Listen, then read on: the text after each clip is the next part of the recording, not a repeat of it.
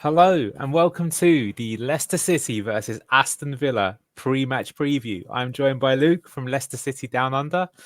Good day, how are you, sir? Good, mate. Good. How are you? Excited as we're recording this. It's still the last day of the transfer deadline window, so I wonder if anything will happen between now and the game kicking off. We're doing this on a Friday. We have just signed a player, which we'll talk about in a moment. But I'm feeling excited at this point in time. All the teams and squads are lined up in the league. There can be no more excuses, I guess. Although the season has started, the season really starts here. So let's go. So we've got a very difficult match coming up this week. We're going to talk about that. But just before we do, there's two interesting bits of business that happened, or Leicester related content that's happened this week. First up, I would like to say congratulations and thank you to Sharky Mark Albrighton, who's decided to retire from football. Kind of a surprise. I felt he might take one more move in the Championship, maybe even League One, but he's probably thought, what's the point? Why not go out on a high rather than watch your career kind of like sort of trickle away? What do you think and what do you make of someone who is a great servant for Leicester City, played for us for over 10 years? Absolutely. Gem from Villa as well, ironically, as well. They didn't want him. And everyone loves Brighton. You know, he wasn't really a starting feature the last couple of seasons, but every time he come on, you could count on him to put a shift. Still has a wicked cross into the box. Enjoy your retirement, mate. You've been an absolute legend and servant of the club. Absolutely agreed. I wonder if he deliberately wanted to wait for this game. It does feel a bit kind of like planned. Very interesting. As I said, I thought he would move on and take one more club, but I don't blame you. I mean, it's a career. He's already done a lot, and enjoy it. Really deserves it. So that's one bit of business. But here, I think, is probably the biggest talking point of the week. We've been talking all season long about where is the Dewsbury Hall replacement. I can't believe we haven't signed one. Buonanotte does look good, but it's scandalous that of all the signings we made, we didn't go for someone as the priority signing because it's probably the most important position we needed in the team. Well, now we've just signed a very exciting signing. Talked about it all week, Bilal El Kanous. Just before I pass over to you, the reason why I'm so excited for this is because I actually think at the start of pre-season, when we were looking at potential players we could sign in this position, I would actually go as far as saying I thought this was an unrealistic signing. I genuinely thought if he was available on the market, we wouldn't be able to get him, that he would have gone to a top team either in Germany or the Premier League. So I'm not actually quite sure how we've ended up with him. I'm pretty pleased that we have, and I actually think it's good business. So I would actually argue that although we haven't had him in for pre-season, actually getting a player of this quality is extremely impressive because we could have got Gabriel Sara from Norwich. I'm a big fan of his. There was also another good player called Albert Grombach who's gone to Rennes in France, and I think he's doing quite good. But in my opinion, I think this guy is a cut above both those two. Current Belgian Young Player of the Year. And there's another famous Fox that was once a Belgian Young Player of the Year, and that was Youri Tielemans, who we'll talk about a bit later. So look, not everyone's going to quite hit those sort of heights, but look, I've said enough. What do you make of this guy? I think what excites me most is I think we've been sorely missing someone that's good with set pieces. Now, granted, I'm only gone off by highlights like probably everybody else, but from what I've seen, he looks very, very efficient with his set piece, which has been sorely lacking the last couple of seasons. Also, looks like almost like kind of similar to Winks in the ability to be able to pick out a brilliant pass under pressure, which is but further up the pitch, which is also something that's going to be really efficient into the way we're going to be playing under Cooper by the looks of it. So I think this is a gem of a signing. People are a bit apprehensive about the way that he went about it, similar to Fafana. But if he does a job and if he were to throw his toys out the cot in a couple of seasons and we sell him and turn a profit, then he's done a job for us and we have to remove that. But this looks like a proper quality signing. Looks really good on the ball, looks really composed for his age. I'm actually very excited and I'm hoping he features off the bench in this coming game. Yeah, we'll come on to that. He's actually won trophies as well for Genk, so he knows how to win, which I think is important, and is a Moroccan international, which could be good or bad depending on what happens with AFCON, but very good player.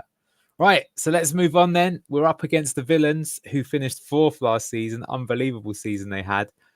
Recent form, they beat Villa on the first game of the season, and then they lost at home to Arsenal. But this game, I think, was closer than that scoreline should suggest.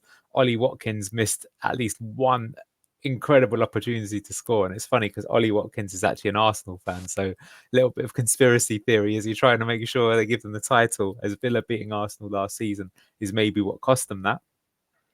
So they got 3 points out of the 6. As for us, we only have 1 point from the 6 so far. Last Premier League match was a defeat away to Fulham, but we are just coming back off a very good performance and result in the Cup, admittedly against League 2 opposition, 4-0 win over Tranmere. So that's kind of exciting. I just want to give you some managers' comments. I like to do this before every match. In the pre-match, some interesting things that he said. So he was asked, Jordan Ayew up front. He said he can play in a number of positions at the top end of the pitch, and that was one of the attractions. He's played well in different positions. You do want players who can play dual roles and can adapt. Jordan falls into that category. It was great to see him score. Hopefully it's the start of many appearances for us. So I'm bringing this up because this is transfer deadline day. I think now the obvious gap in the squad is up front, as we'll come to injuries in a moment. But with Daka out still for a while, we've only really got as a recognised out-and-out striker of Premier League experience, Jamie Vardy. Tom Cannon's been linked with moves. He might go even today. It's back to the Championship.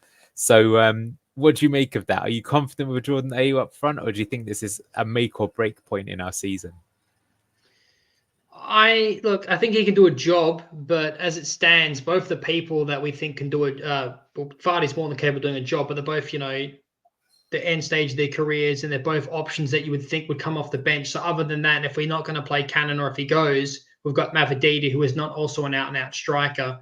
On paper, we've kind of 4 people that can do a job, but only really... Have you got one that you can count in, week out, 90 minutes? No. So I would like to get a striker in, but I'm just happy, to be honest, that we've got Bilal, and I think we can make do until January. What do you think? Well, that's an interesting one. So I was thinking now we'll probably do a video next week on like what we think of the squad now that we finalized it for the first half of the season. I think we've definitely improved the squad overall. Maybe not 100% happy with all of the signings we made, Bobby Reed.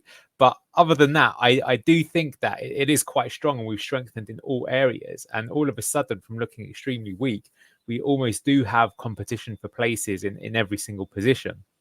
But if you want to stay in the Premier League, you need to score goals. And I think it's actually been shown, of course, while you don't want to concede too many, you can even stay up on a negative goal difference as long as you're scoring the goals. I actually say that last season, the main reason Burnley went down is they only scored, I think, 32 or 34 goals, so less than a goal a game. At the moment, we are averaging a goal a game, so that's good. But, we haven't played the big guns yet, right? Like Man City's, Liverpool's, Arsenal's. So, yes, if we're going into the season with, as you say, not an out-and-out recognised number 9 that you can do it week in, week out. Of course, peak Jamie Vardy, that'd be a whole different story, but he's not peak anymore. But I'm not sure we will bring someone in. And even if we do, who are we going to get on the last day of the window? It could be Datro Fofana, Broja, someone like that. I mean, I'm not sure they necessarily make the squad any better. So we'll have to wait and see how it goes. But I do feel it could be one of those sliding doors moments that maybe come the end of the season, it could be like, Leicester were pretty good, but they just couldn't, score enough. And you look back at that being, we should have prioritized a striker. But it's not easy to find a good one on the market. And case in point is Nottingham Forest, who they're like that guy in a nightclub that's asking every single girl out, trying to see if they'll go back home with him. And so far, everyone said no. I'm sure they'll get someone, but it definitely won't be their first choice. Just moving on, though. So Cooper was asked, how close are we to getting the first Premier League win? Because you've got to make it happen. But when we reflect on both games, we thought we could have had a better result in both of them. We go into every game believing we can win, but we're under no illusions of what we need to do to get over the line. The first 2 games have given us belief that we can win games, but also reminded us that if we don't get it right, things can go against you. We're really positive in the camp. We're enthused about what we can do. I guess the longer it goes on, the more of a, monkey it is on your back. I think good result against Spurs. I don't know about you, but I think overall I was a bit disappointed with Fulham just because it's a team I was really hoping we could get points from. Ipswich are playing them this weekend as well, although they've got them at home. But that will be an interesting one because, for example, if they beat Fulham, we'll obviously be looking at us thinking, we maybe missed an opportunity there. But how are you feeling about the team and, especially given that we did have a good performance midweek? I'm feeling a lot more positive than I was a couple of weeks ago, particularly of the signings and additions I've made. So I get into later what I think the score could be, but I am feeling a lot more optimistic. Cool. Well, yep, just going on to injury news. So Connor Cody actually did come on midweek, so he's actually available for selection, I suppose. So that means we've only really got one player who's out, and unfortunately, it could be a big player because it's a striker. That's Patson Daka. He was out for something 2 to 3 months. Then if he'll need any training coming back, I'm still not sure we'll see him this year, but maybe we'll see him around Christmas. But yeah, that's our current injury list. Right, I'm going to kind of pass on over to you then, Luke. So we are up against a brilliant manager. He's done so much in his career. It's Unai Emery. He's in charge of Aston Villa. What can you tell me about the way that he likes to manage and what Aston Villa's style of play is? People might shoot me for this comparison, but in my opinion, he is a lot more efficient manager style, similar to kind of Brendan Rodgers, but a lot better. He does like playing a high line defensively, defend away from goal, emphasis really on an aggressive press, particularly when they're drawing people out of position, minimizing space between the lines, prioritizing playing through the middle. Because as we do know about Unai Emery, he does like to play with only one man out wide because he likes to prioritize playing through the middle. Likes to pull apart the back line, that wide man, and the rest of the players create numerical advantages in midfield areas and therefore creating overloads. A lot of offside traps because of the way he plays. Likes to play with 2 10s sometimes, or even a front two. We've been seeing Rodgers been pushing up to basically a 4-4-2 formation. If not, he favors a 4-2-3-1, most likely out of possession. I think he's a brilliant manager. He's really turned this club around, and with the additions that they've made ever since that Jack Grealish money's come in, they've gone further and further since he's come in, made more additions, made more money. So I think they are looking a really damaging outfit at the moment. What do you think? Yeah, really agree. He's a top manager. He's won European competitions. He's won the league, I think, with PSG. It's funny because he came to this country to take over from Wenger for Arsenal, and the Arsenal fans weren't too pleased with him. Now, of course, they've got Mikel Arteta, but I can tell that Emery felt that like he was not given the best, I think backing there, and I think he had something to prove in the Premier League. So he's shown up now, and he's really good. So yeah, let's talk about some of the things he did. So you mentioned the offside trap and high line, and they're definitely unique in the Premier League. Given how much pace is in the Premier League, it's almost scary that you would even try this, yet alone pull it off. But here I've got a picture, and you can see just of how high their offside line is. But what you also see is, I mean, well, yeah, look at how compact the space is. If you look at their furthest man forward here, that's Ollie Watkins, number 8, and their back line. There's what, 15 meters, if that. So it's a super narrow block. There's not much room to play. It does always mean that there's a ball in over the top, and we'll talk about how they can kind of remedy that. But it's a very unique feature of their play. And yeah, that's a crazy amount of distance to push up, given the other team is currently in opposition here.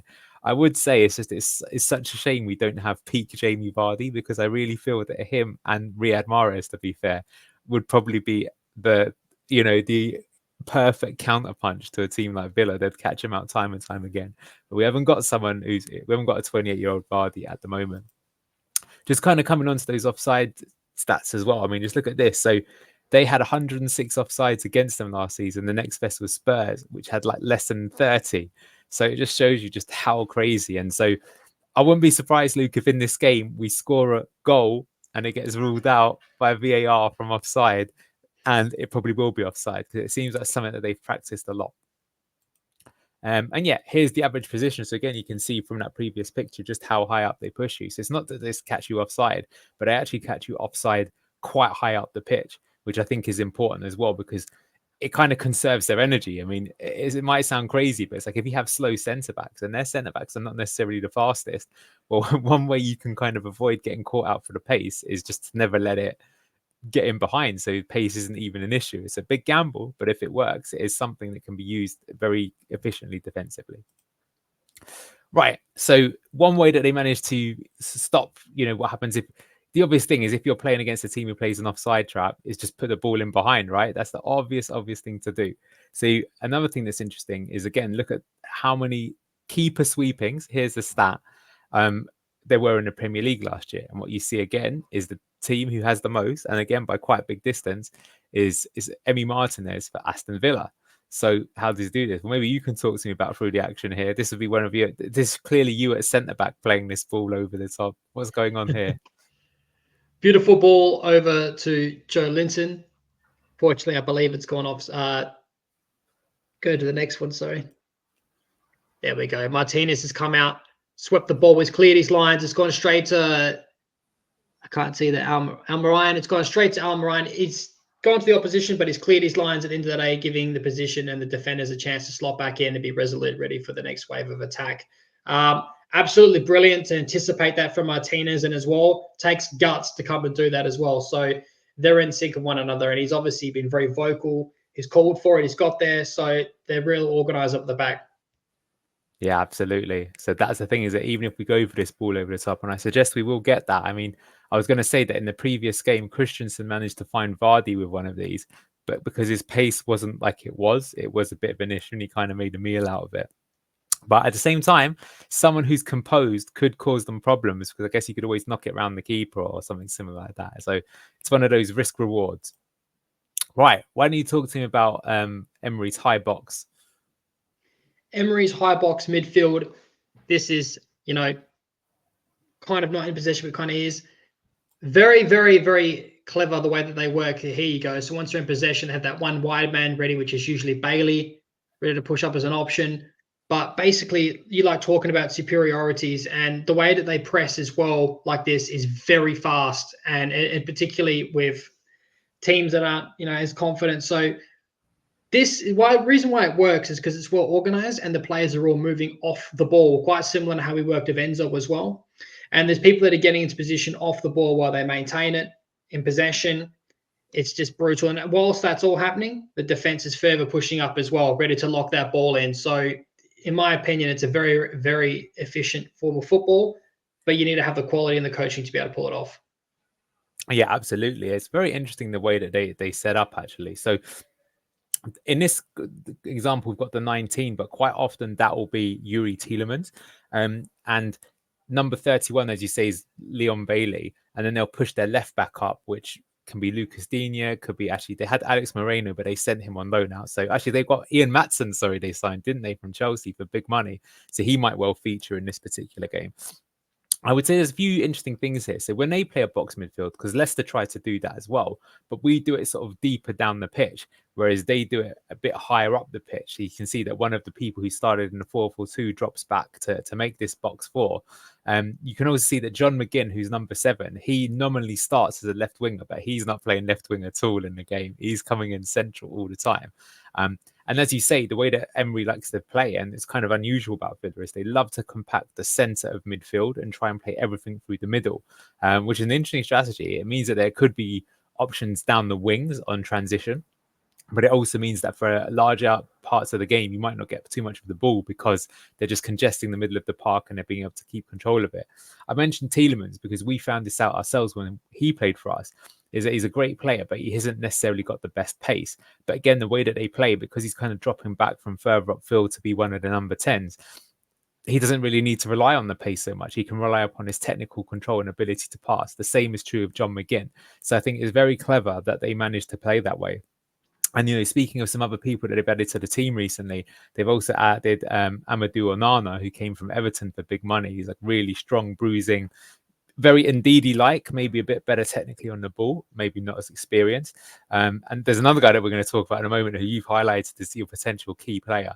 But it's very interesting to see how they work. And I would expect their technical quality for this to be another game where we don't see as much of the ball as we'd like to. And it could be a bit of a struggle. Although, who knows, maybe with some of the new people that we've added to the team, that may no longer be the case.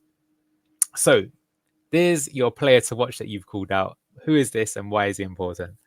Okay, so this is Morgan Rogers. Some of you may be familiar with him. He's just spent the last season playing against us at Borough. Now, you could go through his stats and you could say that they're not the most encouraging stats for his age. He's a decent size forward. He's 6'2". He's quick. But what I want to point out is this. It's only been 2 games, but he looked insane against Arsenal. He missed an absolute howler of a sitter. But other than that, he was causing serious problems. Now, this reminds me of a Dewsbury Hall just after his season loan at Luton. There's a certain point in a player's career where they, anywhere between the neighborhood of 20 and 22, and they hit their straps and the ascendancy just keeps going up and up and they get better every single game.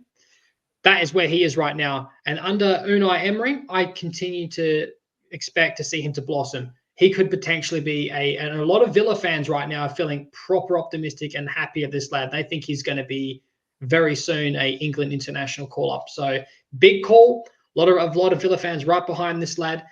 Very, very dangerous, pushing up into that front two alongside Ollie Watkins, doing absolute carnage. I am really very concerned about this. So you talk about, I won't ruin it, one of the future slides, but there's some very key, interesting matchups, and there's one that I expect to come up against Rodgers, and we'll get into that later. Yeah, it's a funny one, Rodgers. He was bought by Borough, I think, for 2.5 million, and then Villa bought him for 15 after just one season. And all the Borough fans couldn't believe him. They're like, why are they buying him? Like, he's decent, but he's not nowhere near worth that amount of money. And then all of a sudden, as you say, he's been doing great from the off. And it's like, well, Emery clearly saw something that he knew that profile would work. And it shows he's got a real eye for a player. So very scary with Emery, but definitely one to watch. He brings a lot of energy to the midfield for sure. That's what I noticed. Right. How about Leicester? How are we going to play this game? Right. This is what's interesting. So we're obviously expecting to play a low block. We're probably anticipating to not have much possession of the football. We need to be defensively resolute. Our centre backs need to be in check. We need to be all calling. The boys need to be vocal. We need to be ready. Now, this is what's most important to me. Efficient with ball in transition. The second that we get the ball back and we clear our lines, which is also going to be very interesting and segue into my next part after I read this point out. We need to be able to maintain the ball in transition and counter. We've seen a lot of balls go over the top, and which I can understand, particularly if we're talking about a 28-year-old Vardy with a ball over the top from Mahrez and the counter with them playing a high line. But in my opinion, the second that we turn the ball over, I don't want to see their balls over the top. I want to see us keeping it short on the ground and keeping possession of the ball. I don't want to be constantly panicking and hoofing it forward and then turning the ball straight over and inviting wave after wave of pressure. So that ball is precious. We need to protect it when we've got it back. But at the same time, yes, utilizing Vardy as a ball over the top from a counter or any striker for that matter is crucial, or our wingers going far out the pitch and stretching their fullbacks on the counter. So that leads perfectly into my starting 11, and I'll explain why with the ball efficiency. So I've gone for nearly starting 11 every single time. But in my opinion, Ricardo Pereira, again, we've just seen why. Now, if we're going to be playing it from a counter or trying to win the ball back up the pitch, we need to keep it. And in my opinion, this starting 11 is the best option to do so, and I'll explain why. Pereira, we've seen him play fullback. We know he can push up the pitch on the other side, just like Christensen can, which we know that Cooper favours, but he's going to be better with the ball, in my opinion. We know he can play under pressure. He's got that experience, and he's got that quality. Wout Faes, pretty much expected to start at this point. I don't think he's been horrible, but he hasn't been at his best. Yannick Vestergaard, uncharacteristically, was not efficient with the ball, but we would assume that from everything else we've seen from him, our best option from centre-back. JJ, I think he's going to do a much better job on Bailey, who I expect him to match up on, than Christensen. Christensen against the big dogs, he come undone with Traore. Different kettle of fish, but still, JJ, in my opinion, defensively is a much better option. Now, moving to this is where it's most important, in my opinion, double pivot. Now, we've seen Skip immediately, very similar to Winks, much more efficient with the ball and much better in possession, like Winks, and under pressure as well. So these two lads is going to be absolutely crucial. If we're going to turn the ball over, we want to keep the ball like I just alluded to before. And these two guys are your best option to do so. In my opinion, Ndidi should be dropped for this game. And I'll explain also, you can tell me maybe why he shouldn't be Anil. But in my opinion, as our 10, we need to keep Buonanotte. His progressive ball carries and dribbling are going to be super important. He's quite physical for his size. And in my opinion, what he can do with the ball is going to be a lot more important than what Ndidi can. I anticipate you to argue to say Ndidi can win the ball further up the pitch. But in my opinion, we're not going to be needing to be winning it up there because we're not going to have much possession of the football. So for that reason, I've chosen Buonanotte. As you can see, both our wingers, I could rant you for ages about why I don't want to see Cordova Reid. The move and the flow of football when we have it breaks down of him. And in my opinion, both Mavididi and Fatawu are much better defensively tracking back and have the ability, if they were to turn the ball over with one of them in possession, they're going to be able to take their man on and progress the move. Vardy up front. I go Vardy because Ayu's just played a lot of minutes. and Vardy's just had a rest, and I think it's the best option that we have for, he's making those runs off the shoulder against the defenders. He may not have the same pace, but he still has the same football brain, and he's very underrated for his read of the ball. So, Anil, why don't you talk to me what you think about that and take me for your 11? Yeah, well, I love the arguments you make. Very sound arguments. I think one thing that's great about our squad now, this is what I mentioned at the top of the show, is that now we have genuine competition for places. We can use different strategies or lineups depending on the opposition, and we've got a lot of strength. So, just looking at your 11, and I mean this in a good way, is that in this particular 11, we don't have Victor Christensen, who's been pretty decent so far this season. We don't have Ndidi, who, in my opinion, was a contender for man of the match just midweek. We don't have Bobby Reed. Okay, he's not been so good, but he's still an option. We don't have Jordan Ayew in this lineup, and we don't have the new signing that we just made, Bilal El Khanous, and we don't have Okoli. So that's like 5 or 6 players who are good players who aren't even in the 11, which allow rotation options. And that actually makes me excited because it means that, we've got that kind of, if we've got a few injuries or people are out of form, there's no excuses. We can bring people into the team. I've definitely gone for the double pivot as well. I think that's going to be key, not only to this game, but all games going forward. I think that is the key area that we've struggled in so far. I think the interesting one then is you've obviously kept Buonanotte in. I've been really impressed with him. I think so far he has been one of the better players. He could definitely play here, or you could even put Bilal straight in. I don't think that's going to happen, but I will expect him to come and play like at least 30 in this game, I'd imagine, again, given how much money he's cost. I think he's very good on the ball. He tends to keep the move going, and there's certainly a strong argument for playing him. I'll walk through my 11 in a moment. I wouldn't be upset if he played, and I will say that he played no part whatsoever midweek, which maybe suggests that he is going to be playing a part in this game. Same with Vardy. But in general, I get what you mean here. I'm going to talk to you then about my 11, which is a bit similar, but a bit different. So I have got Christensen back in the team. He played no part midweek, so I'm expecting him to be restored into the lineup. I do think your point about putting someone on Bailey makes a lot of sense, but I have a feeling that the way that Cooper's viewing it is that Christensen and Thomas, which is terrifying but true, are competing for that left back position this season. Whereas I think Ricardo and JJ are competing on the other side. I think that Ricardo may play instead of JJ. He has definitely preferred JJ so far, but I would say that I think Justin was definitely at fault for that second goal last week, and in my opinion wasn't that great for the first goal either. So uncharacteristically didn't have the best display. Whereas if you look at the stats, Ricardo was probably man of the match in midweek. So I mean, that makes it hard to drop him in my opinion. We'll see if Cooper's got favourites or not. If I'm being honest, I think this might be just my sort of pro Ricardo agenda because I think he's our best player. And so Justin might play instead of him, but I would start Ricardo for that reason. Just like you, I've got the double pivot of Winks and Skip. I think, as we've said, the way that Villa play, they like to congest it centrally. That means we're going to need to have people that can pass their way around out of trouble and try and compete in that aspect. And yeah, you just mentioned it then. So I have gone for Ndidi over Buonanotte. There's 2 reasons. So yeah, one is the ability to try and win it high up the pitch because they like to play very centrally and compact. I think having a ball winner in there is important. Like one thing I'll say about Winks and Skip is that they don't necessarily use their sort of like extended spider legs to win the ball. They're more about positional and playing it around you. So I think having a destroyer in it is important. And I would say that, for example, Villa themselves have Onana for a similar reason. They want to have one player who's capable of winning the ball back. Also, the other reason why I think he could be useful is that given that Villa like to play the offside trap, the ball over the top is an option. So actually having a tall player up there in Ndidi gives Mad someone to hit. And whilst you wouldn't be expecting Ndidi to get in behind, he could win the ball or flick it on, especially into the wide areas to pose a counter threat, which I think if we're going to score is the most likely route that we're going to do it. Just like you, Reed's out of my team, but I've gone for Mavididi and instead. I mean, potentially that could be Buonanotte there, but I think pace is ace in this game. That's what you want. You want players who are fast. So that's in fact the reason why I've gone for my front 3. So I haven't started Vardy, but I want to use that word key. Haven't started him. So what I'm thinking back to is a few seasons ago, it was during the COVID season. This is the first and only time we've beaten Arsenal at the Emirates Stadium because we've only done it once in my lifetime. And Brendan Rodgers pulled it off. And it was an interesting game because basically Vardy was coming into the match and he wasn't match fit. So he could only really play half an hour. So for the first 60 minutes, we basically didn't have a single attack on goal, and we just played this really attritional style of just being dogged and not being beaten.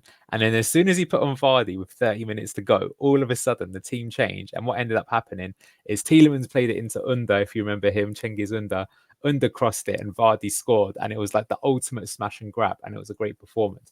But I think the big difference is because we tired their team out, when Vardy came on, all of a sudden he looked fast where he wouldn't have been fast to begin with. And that, I think, is my issue. Is I think if we start with Vardy, we might not necessarily get the best out of him. Whereas Vardy against them with 30 minutes to go, I think could be deadly, like explosively deadly. And really, I'm not necessarily expecting IU to score, but I think just being a hard worker has some merit in this game. I also think he's quite quick and could pose a threat. But I wouldn't have a problem if we do start with Vardy. I think, to be fair, IU's no spring chicken himself. So if we did it the other way around, a Vardy plays 60 and IU comes on for the last half an hour, he could still maybe be similar, although I don't have as much conviction in IU to keep his cool under pressure in a one-on-one. That said, first game of the season, Vardy was 1-on-1 against Vicario, wasn't he? And probably should have scored and didn't. So we go there. So I think, yeah, the key things we're talking about really is that who's going to play in the 10s, right? Is it going to be Ndidi or is it going to be Buonanotte? Midweek, we did try and play all three of them together, but that was against opposition where we had the ball and could do whatever we wanted to. There's going to be a whole different game. And let's see which one of us are right. I suspect we'll both be wrong, but I think we'll see things. I do think we'll see that double pivot. I think, would that surprise you if Skip doesn't start this game and it's Winks and Ndidi instead? Yeah, massively. What surprises me more than that is how strong we went in that Tranmere game, but that's a whole other conversation. But I could see all three of them, just like yourself, featuring for this exact reason that you've just demonstrated. But we very well could see Skip dropped. Maybe there's no way Winks gets dropped, but I expect to see one of our two lineups. Cool. I will say, I think the Tranmere game, the reason why we've gone so strong is to build up fluency early on in the season. But I don't know if you saw, but Ipswich actually got beat by MK Dons midweek. It was on penalties, but that means they've now played 3 games and won none of them. And that is going to start hitting your confidence a little bit. Whereas, we've got now more familiarity. I would say some of the patterns of play that we produced on Tuesday, were actually pretty encouraging. So even if it is poor opposition, it's going to make the team feel more confident. Okay, I know how we're going to play, how we generate chances. IU got a goal. It's only going to help you if you put it in the back of net. Even Mavadidi got off the mark, even if it was a penalty. These things are important, I think. Right. Just want to come on to then the Aston Villa lineup. So this is how they started in their last game. Can see Ollie Watkins, Morgan Rogers, as you mentioned. He was actually the one that was dropping back as a 10. Not so much Tielemans in this match, who was playing more at the base. So it'll be interesting to see if they maintain that this time round. Bailey, McGinn, Onana, big signing that they made in the summer. Pau Torres, that was a great signing. I think is underrated. I will say one thing that I think is interesting about Villa is if you look at their team, they don't necessarily have too many superstars. So again, it shows you just how good their coach is. Look at their bench, though. They've got some strong options on there. Ian Matson, I've mentioned before. Ross Barkley, they signed it again in the summer. Philogene was really good for Hull in the Championship last season. Some interesting signings there. Maybe in terms of strikers, if Watkins is having an off day, what do they do? Well, let's hope he is having an off day, because that's maybe an area that they're going to be weak in. I just want to call out for myself what I think a key battle is going to be. So we all know who Youri Tielemans is. Obviously, gave us a great memory in the FA Cup final, gave us a not so good memory the season we got relegated. But you have to say he's been good for Villa since he's been there. And the replacement that we really brought in for Tielemans was Harry Winks, who so far has proved to be a really good player. He's literally wearing the same shirt number as Youri. If Youri especially tends to play the sort of more number 10 position for Villa, it means that him and Winks might directly be against each other on the field. And that will be pretty interesting. I think Winks has got more energy and can get about the pitch a bit more. But Youri is still capable of putting in those slide pass, balls and really good killer through balls. What I've seen from the Villa fans is that Tielemans is a frustrating one. And this is not going to sound too surprising given that we're Leicester fans, in that some games he's clearly just the best player on the pitch by miles. And in some games he just looks utterly useless. And it's like, I wonder where I've heard that before. Because I think that's something that followed him both at Leicester and Monaco. But I'm hoping Harry can, and Skip, if he plays as well, can get the better of Youri. Because I will say that when Youri's not firing, the team that he plays for definitely does a lot worse. And we were victims of that ourselves. I often used to say that after the first 5 minutes, I could tell if we were going to win or lose. And it was basically because I looked at Tielemans. He like gave the ball away 2 or 3 times in the first 5 minutes, game over. Whereas if he played one of those beautiful long passes in the first 5 minutes, I'm probably thinking it's an easy win for us. So let's see what happens there. Right, score predictions. We've got you to go on. So spoilers, you've gone for 2-2. So why do you think this is going to be the score? I've gone for the Desmond. I've actually got us to equalise, in my opinion. I reckon Villa will score again, and I've got us predicted for a smash and grab late in the game. Vardy off the bench or A off the bench. I don't know why I've gone for this. Oh, I do, but I just can see us conceding a goal early. I can see us not having much possession. But in my opinion, the players that we've got and of how high of a line that they play, I think we can get a result here. So King Power, I reckon I'll be rocking. Feeling optimistic. What do you feel? I'm less optimistic, but you can see I've gone for a slight Villa win 2-1. But I would say that obviously I hope that your result is more likely than my result, or even that we pick up a win. But I don't expect it to be one-sided. And I still think that overall, I think we've got a stronger squad than when we started. I'm sure we could have done better, but I think we could have done a lot worse also. So I think we have now got good competition for places. We've got options. We've definitely signed players that will put in a shift, will work hard, will press from the front, cause teams problems. And with Skip, now Buonanotte and Bilal El Khanous, we've got players as well who are good on the ball and can play their way out of traffic, which is important. I think with this game, maybe it's come a bit too soon. I do want to see, I think the biggest problem so far for us in the league is that we're just still we're giving too much of the initiative to other teams, even when we're at home. That's my problem. Okay. It's all well and good saying like we expect the other team to have more possession, but why? Right. You know, we are playing against good teams, but now we've got good technical players ourselves. And then, for example, in the last match that Southampton played, they lost to Forest, and Forest had a ton of shots on target, but Southampton did have more possession. They had more possession against Newcastle as well, though Newcastle had the man less. So I feel like, you know, when are we going to be able to start to control games? I think away from home, I wouldn't expect it, but at home, it is something that I want to see. However, I think this game is a bit too soon. And I think I'm just giving respect to Emery. Like I saw them a lot over the last sort of 6 months, just casually watching them on Sky Sports on a Sunday. And every time I saw them play, I just think it's extremely impressive just how well coached they are. I think that's one of the big differences that in the Championship, forget even the players, you can see that the managers, there aren't so many like really top managers. You know, Carlos Corberán was a good manager. Maybe Danny Rowe from Sheffield Wednesday is a good manager. But for every one of those, you'd have like the Preston North End manager and Ryan Lowe at the time, or, you know, people like that who just, I think, are like quite dated in terms of football. So this time round, you know, we saw even with Fulham how well coached they were. It wasn't necessarily individual brilliance, but they were able to keep the ball, generate chances. And that's from being fluent, from playing with one another for a long time and having well-drilled instructions. So unfortunately, I think as a result of that, look, this is a team that finished 4th last season. They're going to get caught, I think, by playing so many games in the Champions League, but the Champions League hasn't started yet. Yes, they've done the groups, but they haven't played a single game. For example, if we'd have played Villa a month from now, I would give us a much bigger chance, as weird as that would sound. But right now, they've not really had to rotate their squad. They're probably going to be their first team. And on paper, they've got a stronger team than us. Unfortunately for me, I've gone for a narrow Villa win, but I think we'll be in it.